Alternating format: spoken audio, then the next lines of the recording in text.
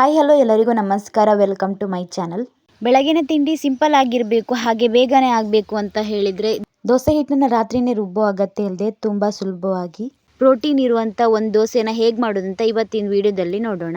ಮೊದಲಿಗೆ ನಾನಿಲ್ಲಿ ಈ ದೋಸೆನ ಮಾಡೋದಕ್ಕೆ ಎಲ್ಲ ರೀತಿಯ ಕಾಳುಗಳನ್ನು ನೆನೆಸಿ ಇಟ್ಕೊಂಡಿದ್ದೆ. ನಾನಿಲ್ಲಿ ಇದಕ್ಕೆ ಹೆಸರು ಕಾಳು, ಕಾಬೂಲ್ ಕಡಲೆ, ಚೆನ್ನ ಕಡಲೆ, ಹಾಗೆ ಇದಕ್ಕೆ ರಾಗಿ ಮತ್ತು ಮೆಂತೆನೂ ಕೂಡ ಹಾಕಿದ್ದೀನಿ. ಈ ದೋಸೆಗೆ ಅಕ್ಕಿ ಹಾಕ್ತಾ ಇಲ್ಲ, ಅದರ ಬದಲಾಗಿ ಅಕ್ಕಿ ಹಿಟ್ಟನ್ನು ಹಾಕಿ ದೋಸೆನ ಮಾಡ್ಕೊಳ್ತಿದ್ದೀನಿ.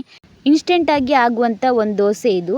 ನಾನಿಲ್ಲಿ ಈ ಕಪ್ನಲ್ಲಿ 1 ಕಪ್ ಆಗುವಷ್ಟು ಕಾಳುಗಳನ್ನು ಮಿಕ್ಸಿ ಜಾರ್ಗೆ ಹಾಕ್ತಾ ಇದ್ದೀನಿ. ಹಾಗೆ ಅದೇ ಕಪ್ನಲ್ಲಿ 1/4 ಕಪ್ ಆಗುವಷ್ಟು ಅಕ್ಕಿ ಹಿಟ್ಟನ್ನು ಕೂಡ ಹಾಕ್ತಾ ಇದ್ದೀನಿ. ನಂತರ ಇದಕ್ಕೆ ರುಚಿಗೆ ತಕ್ಕಷ್ಟು ಉಪ್ಪು, ಹಾಗೆ ಇದಕ್ಕೆ ರುಬ್ಬೋದಕ್ಕೆ ನೀರೆಷ್ಟು ಬೇಕಂತ ನೋಡಿಕೊಂಡು ನೀರನ್ನು ಹಾಕಿ ಇದನ್ನ ನಾವು ದೋಸೆ ಹಿಟ್ಟಿನ ಹದಕ್ಕೆ ನೈಸಾಗಿ ರುಬ್ಕೊಳ್ಬೇಕಾಗತ್ತೆ. ಮೊದಲಿಗೆ ಜಾಸ್ತಿ ನೀರನ್ನು ಹಾಕೋದಕ್ಕೆ ಹೋಗಬೇಡಿ, ಸ್ವಲ್ಪ ನೀರನ್ನು ಹಾಕಿ ಹದವಾಗಿ ರುಬ್ಕೊಳ್ಳಿ. ನಾವು ಉದ್ದಿನ ದೋಸೆ ಹಿಟ್ಟಿಗೆ ಯಾವ ರೀತಿ ಹಿಟ್ಟನ್ನು ರುಬ್ಕೊಳ್ತೀವೋ ಅದೇ ರೀತಿ ರುಬ್ಕೊಳ್ಳಿ. ನಾನಿಲ್ಲಿ ರುಬ್ಬಿ ಅದನ್ನು ಒಂದು ಪಾತ್ರೆಗೆ ಹಾಕ್ತಾ ಇದ್ದೀನಿ. ಹಾಗೆ ಇದನ್ನ ಚೆನ್ನಾಗಿ ಒಂದ್ಸಲ ಮಿಕ್ಸ್ ಮಾಡಿ ನಂತರ ದೋಸೆ ಹಂಚನ್ನು ಕೂಡ ಕಾಯೋದಕ್ಕೆ ಇಟ್ಟಿದೆ. ಅದು ಕೂಡ ಚೆನ್ನಾಗಿ ಬಿಸಿಯಾಗಿದೆ. ದೋಸೆ ತವಕಾದ್ಮೇಲೆ ನಂತರ ದೋಸೆ ಹಿಟ್ಟನ್ನು ಹಾಕಿ ಉದ್ದಿನ ದೋಸೆ ಮಾಡ್ಕೊಳ್ಳೋ ರೀತಿ ಈ ದೋಸೆನೂ ಮಾಡ್ಕೊಳ್ಳಿ. ಈ ದೋಸೆ ತುಂಬ ರುಚಿಯಾಗಿರುತ್ತೆ, ಹಾಗೆ ಆರೋಗ್ಯವಾಗಿರುವಂಥ ಒಂದು ದೋಸೆ ಆಗಿರುತ್ತೆ ಇದು. ಎಲ್ಲ ರೀತಿ ಕಾಳುಗಳನ್ನು ಹಾಕಿರೋದ್ರಿಂದ ತುಂಬ ಪ್ರೋಟೀನ್ ಇರುತ್ತೆ ಈ ದೋಸೆಯಲ್ಲಿ. ಹಾಗೆ ಈ ದೋಸೆಗೆ ರಾತ್ರಿನೇ ರುಬ್ಬಿ ಇಡಬೇಕು ಅನ್ನೋ ಟೆನ್ಷನ್ ಇರಲ್ಲ.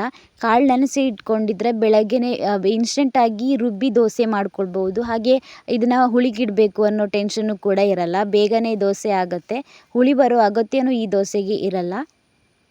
ಹಾಗೆ ಗರಿಗರಿಯಾಗಿ ದೋಸೆ ಮಾಡ್ಬೋದು. ನಮಗೆ ಯಾವ ರೀತಿ ಬೇಕಾದರೂ ದೋಸೆನ ಮಾಡ್ಕೊಳ್ಬೋದು. ಸಾಫ್ಟಾಗಿ ದೋಸೆ ಮಾಡ್ಕೊಳ್ಬೋದು ಅಥವಾ ಮಸಾಲೆ ದೋಸೆ ಹಾಗೆ ಗರಿಗರಿಯಾಗಿ ಈ ದೋಸೆನ ಮಾಡ್ಬೋದು. ದೋಸೆನೂ ಕೂಡ ತುಂಬಾ ರುಚಿಯಾಗಿರುತ್ತೆ, ಮಾಡೋದು ಕೂಡ ತುಂಬಾ ಸುಲಭವಾಗಿರುತ್ತೆ. ಈಗ ನಾನು ದೋಸೆ ಹಿಟ್ಟನ್ನು ಹಾಕಿ ಒಂದು ಮುಚ್ಚಳನ ಮುಚ್ಚಿ ಚೆನ್ನಾಗಿ ಬೇಯಿಸ್ಕೊಳ್ತೀನಿ. ಒಂದು ಕಡೆ ಬೇಯಿಸ್ಕೊಂಡಾದ್ಮೇಲೆ ಇದನ್ನ ತಿರುವು ಹಾಕಿ ಇನ್ನೊಂದು ಕಡೆ ಬೇಯಿಸ್ಕೊಳ್ಬೋದು. ಇಲ್ಲ ಹಾಗೆ ಮಸಾಲೆ ದೋಸೆ ಹಾಗೆ ಮಾಡ್ಕೊಳ್ತೀನಿ ಅಂತ ಹೇಳಿದರೆ ಇದನ್ನ ಒಂದು ಕಡೆ ಮಾತ್ರ ಬೇಯಿಸ್ಕೊಂಡ್ರೆ ಸಾಕಾಗುತ್ತೆ. ಗರಿಗರಿಯಾಗಿ ಆಗುತ್ತೆ ಈ ದೋಸೆ. ಇಲ್ಲಿ ಒಂದು ಕಡೆ ಚೆನ್ನಾಗಿ ಬೆಂದಿದೆ. ಇದಕ್ಕೆ ನಾನು ಒಂದು ಅರ್ಧ ಸ್ಪೂನ್ ಆಗುವಷ್ಟು ತುಪ್ಪ ಹಾಕಿ ನಂತರ ದೋಸೆನ ತಿರುವು ಹಾಕಿ ಇನ್ನೊಂದು ಕಡೆ 1 ನಿಮಿಷ ಬೇಯಿಸ್ಕೊಳ್ತೀನಿ. ಬೆಳಗ್ಗೆ ಬೇಗ ಕೆಲಸಕ್ಕೆ ಹೋಗೋರಿಗೆ, ಹಾಗೆ ಟಿಫಿನ್ ಬಾಕ್ಸಿಗೆಲ್ಲ ಬೇಗ ತಿಂಡಿ ಆಗಬೇಕಂತ ಹೇಳಿದರೆ ಈ ರೀತಿ ದೋಸೆನ ಟ್ರೈ ಮಾಡ್ಬೋದು, ತುಂಬಾ ಬೇಗ ಆಗುತ್ತೆ. ಈಗ ಗರಿಗರಿಯಾಗಿರುವಂಥ ಆರೋಗ್ಯಕರ ಕಾಳಿನ ದೋಸೆ ರೆಡಿಯಾಗಿದೆ. ನೀವು ಮನೆಯಲ್ಲಿ ಇದೇ ರೀತಿ ದೋಸೆನ ಬೆಳಗ್ಗೆ ಬ್ರೇಕ್ಫಾಸ್ಟ್ಗೆ ಮಾಡ್ಕೊಳ್ಳಿ. ಹೇಗೆ ಬಂದಿದೆ ಅಂತ ಕಮೆಂಟ್ ಮಾಡಿ. ನಿಮ್ಗೆ ಇಷ್ಟ ಆದರೆ ವಿಡಿಯೋ ಲೈಕ್ ಮಾಡಿ, ಶೇರ್ ಮಾಡಿ, ಕಮೆಂಟ್ ಮಾಡಿ. ಹಾಗೆ ನಮ್ಮ ಚಾನಲನ್ನು ಸಬ್ಸ್ಕ್ರೈಬ್ ಮಾಡಿಕೊಂಡು ಪ್ಲೀಸ್ ನಮ್ಮ ಚಾನಲ್ಗೆ ಸಪೋರ್ಟ್ ಮಾಡಿ. Thank you.